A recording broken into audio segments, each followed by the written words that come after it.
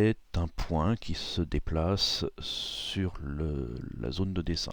Il se déplace dans une direction au hasard, donc soit vers la droite, vers la gauche, vers le haut ou vers le bas.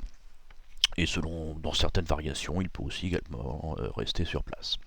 Donc le jeu étant de le faire avancer bien entendu, et surtout d'envisager qu'il y ait tout un ensemble de marcheurs qui soient présents sur la scène.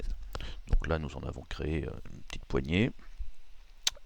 Ce sont les marcheurs que l'on va qualifier de automatiques. La deuxième forme de marcheurs que nous allons ajouter, c'est ceux qui vont interagir, enfin qui vont être créés par la souris. Cela, un clic de souris, je vais me mettre à peu près au centre, ici, vous voyez qu'il a comme particularité d'être coloré d'une part et d'aller plus vite. Il est également un peu plus gros et il se déplace de temps en temps en ligne droite verticalement. On voit notamment ici, il y a un petit bond qui s'est passé. Bien entendu, si je reclique, je peux créer un nouveau marcheur, alors que j'ai appelé les nôtres. Nous avons les autos et nous avons les nôtres qui vont donc être colorés de couleurs aléatoires, tirant sur le bleu et le vert.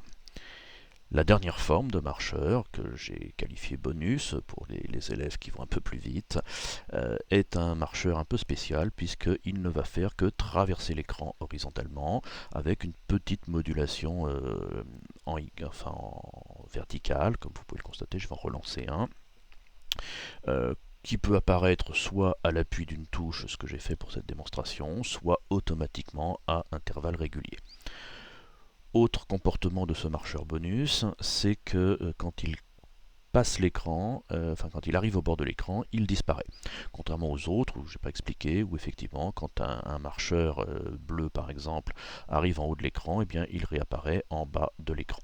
Pareil pour les gris, les coloris en général. Voilà, le bonus étant un marcheur qui s'autodétruit quand il a fini sa traversée.